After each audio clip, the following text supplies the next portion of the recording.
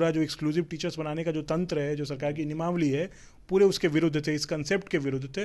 तो उन लोगों को इस मामले में बहुत संतुष्टि नहीं हुई हाईकोर्ट के आदेश के बाद। पटना उच्च न्यायालय का 2 अप्रैल 2024 का जो जजमेंट है वो लागू है और सुप्रीम कोर्ट के द्वारा डिसमिस करने के बाद वो जजमेंट फाइनलिटी अटेन कर चुका है। नियोजित शिक्षक रहेंगे और जो नियोजित शिक्षक परीक्षा देकर पास हो जाते हैं वो विशिष्ट शिक्षक यानी एक्सक्लूसिव टीचर्स रहेंगे, जिनको बीपीएससी द्वारा बहाल शिक्षक जो हैं उनके बराबर सारी सुविधाएं। जजमेंट पटना उच्च न्यायालय का जो है वो सुप्रीम कोर्ट ने उसको सही ठहराया है और उसके खिलाफ जो एसएलपी फाइल हुआ सुप्रीम कोर्ट ने उसको डिसमिस कर दिया। ग्रामीण इलाकों में जिनकी पोस्टिंग है वो लोग कंप्यूटर के से बहुत सहज नहीं है, तो उनको इस बात की भी आपत्ति थी। लेकिन मिला जुलाकर मुझे लगता है, जो मेरी निजी रूप से बातचीत होती है शिक्षकों को, मिला जुलाकर अधिकांश लोगों का परीक्षा अच्छा ही हुआ। नियोजित शिक्षकों का मामला इन दिनों काफी ज्यादा देखिए तुल पकड़ा हुआ है। ऐसे में जिस तरीके से पटना हाईकोर्ट में सुनवाई हुई थी, उसके बाद यह मामला सुप्रीम कोर्ट पहुंच गया और इसकी जो सुनवाई है वो कहीं ना कहीं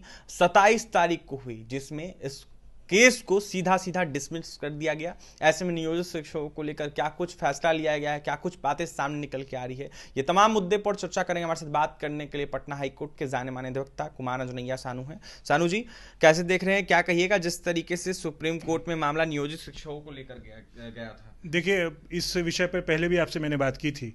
पटना उच्च न्यायालय ने जब 2/4/2024 को जजमेंट दिया था, उसके बाद यह लोगों के संज्ञान में आया था कि भाई हाईकोर्ट ने ऐसा कहा है कि जो नियोजित शिक्षक हैं, अगर वो एक्सक्लूसिव टीचर्स के लिए जो परीक्षा आयोजित होनी है, सक्षमता परीक्षा या जो भी परीक्षा, जो भी नाम दे रहे हो सरकार वाले, तो उस परीक्षा को पास करने के बाद वो सामान्य टीचर या विशिष्ट शिक्षक कहलाएंगे और उनकी जो सैलरी होगी वो सरकारी शिक्षकों के द्वारा, जो बीपीएससी द्वारा बहाल शिक्षक हैं, उनके बराबर होगी या उनको जो भी सुविधाएं मिलेगी उनके बराबर मिलेंगी। इसके लिए परीक्षा आयोजित होनी थी और बिहार सरकार ने 2023 में ही एक नियम बनाया जिसके अंतर्गत एक कमेटी बनाई गई।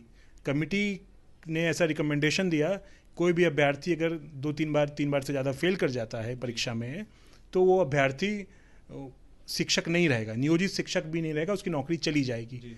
तो काफ़ी बिहार भर के शिक्षक परेशान थे इस मामले में। लोग पटना उच्च न्यायालय का दरवाज़ा कई शिक्षक संगठनों ने ठकठकाया।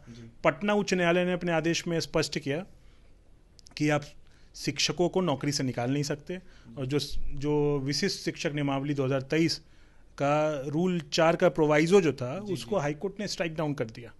उस स्ट्राइक डाउन करने के बाद जो नियोजित शिक्षक सेवा में थे, परीक्षा नहीं भी देते हैं अगर वो या परीक्षा में असफल हो जाते हैं, फिर भी उनको नौकरी से निकालना अब सरकार के लिए संभव नहीं था। लेकिन जो कई पिटिशनर्स थे जो पूरे इस तंत्र के विरुद्ध थे, पूरा जो एक्सक्लूसिव टीचर्स बनाने का जो तंत्र है, जो सरकार की नियमावली है, पूरे उसके विरुद्ध थे, इस कंसेप्ट के विरुद्ध थे। तो उन लोगों को इस मामले में बहुत संतुष्टि नहीं हुई हाईकोर्ट के आदेश के बाद। तो शिक्षक सुप्रीम कोर्ट गए थे। सुप्रीम कोर्ट ने कोई बहुत स्पीकिंग ऑर्डर तो नहीं पारित किया है, लेकिन सुप्रीम कोर्ट ने एक लाइन में लिखा है कि सुप्रीम कोर्ट इस मामले को एंटरटेन नहीं करना चाहती है। और मौखिक रूप से जजेस ने कुछ कहा होगा, लेकिन ऑर्डर में कहीं कुछ जजेस ने टिप्पणी नहीं की है, माननीय न्यायाधीशों ने कोई टिप्पणी नहीं की है। मामले को सुनने से या मामले को एंटरटेन करने से, मामले को एडमिट करने से इनकार कर दिया, यानी डिसमिस कर दिया गया जो जी। मामला गया यानी था। पटना उच्च न्यायालय का 2 अप्रैल 2024 का जो जजमेंट है वो लागू है और सुप्रीम कोर्ट के द्वारा डिसमिस करने के बाद वो जजमेंट फाइनलिटी अटेन कर चुका है। जी, शिक्षकों के मन में यह सवाल उठ रहा है कि जिस तरीके से सुप्रीम कोर्ट में मामला को डिसमिस कर दिया गया, तो क्या अगर शिक्षक परीक्षा नहीं देते हैं तो उनकी नौकरी चली जाएगी? बिल्कुल नहीं जाएगी। पटना उच्च न्यायालय ने अपने आदेश में स्पष्ट किया है कि शिक्षक परीक्षा नहीं देते हैं या परीक्षा में सफल नहीं होते हैं, फिर भी उनकी नौकरी नहीं जाएगी। और सरकार ने इस संदर्भ में जो नियम बनाए थे उस नियम को माननीय उच्च न्यायालय ने, पटना उच्च न्यायालय ने उसको स्ट्राइक डाउन कर दिया, यानी उसको निरस्त कर दिया।